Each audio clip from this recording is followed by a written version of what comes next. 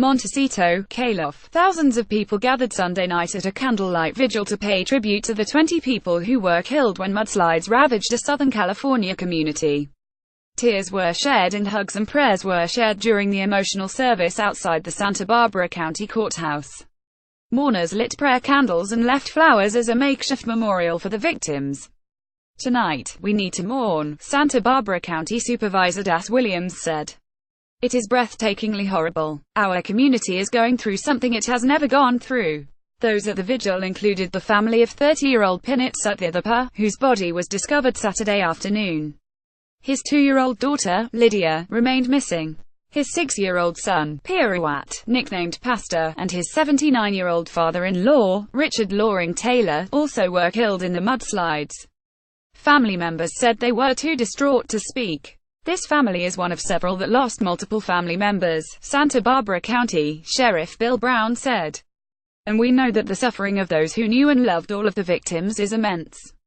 The list of those still missing in the mudslides has shrunk to 4. Because most churches in Montecito are in an evacuation area, many worshippers attended services in nearby towns on Sunday.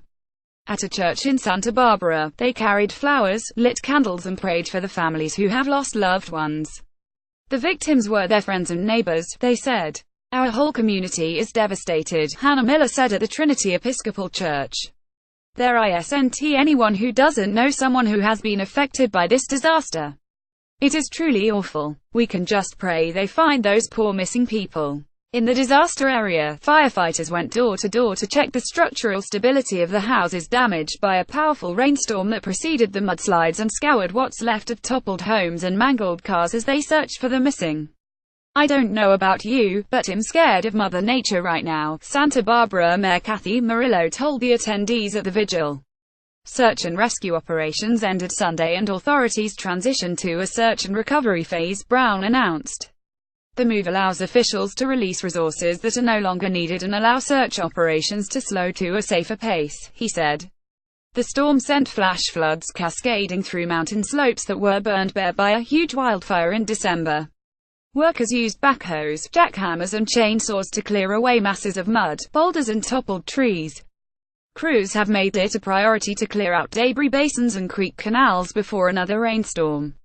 Long-range forecasts gave the crews about a week before the next chance of rain, and potential new mudslides, although the precipitation was expected to be disorganized and light. Another system was possible 2 days later. The mudslides on January 9 ravaged the tiny community, destroying at least 65 homes and damaging more than 460 others, officials said. They also forced the indefinite shutdown of US 101, the only major freeway between Santa Barbara and points east. The rest of the community's infrastructure also was damaged. Some streets were cracked in half, and authorities closed bridges and overpasses because they were unstable. Amtrak said it was adding rail cars to each of its 5 daily round-trip trains between Los Angeles and Santa Barbara to accommodate commuters grappling with the ongoing closure of US 101. But despite the damage in the neighborhood, Montecito residents still have hope their community will recover. They're exhausted, but they find ways to try to live life as normally as they can, Williams said.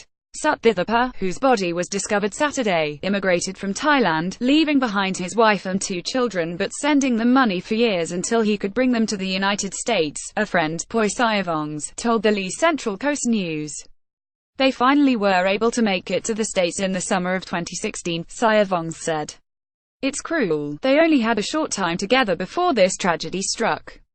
A month earlier, the family had evacuated to a Red Cross shelter for a night as a devastating wildfire that went on to blacken nearby mountains threatened their home and many others. More than 2,000 searches and recovery workers have remained in the community, carrying out back-breaking work in the summer-like weather that has made the stretch of Santa Barbara County coast about 90 miles 145 kilometers northwest of Los Angeles a haven for the wealthy, celebrities and tourists. Much of the community of about 9,000 residents remained under mandatory evacuation orders, even unscathed areas, as crews removed debris and worked to restore water, sanitation, power and gas. There was no timeline for allowing residents to return, Assemblywoman Monique Lamont said. Lamont, a Democrat, said SHES working with other legislators to address concerns about flood and fire insurance and issues with emergency cell phone alerts.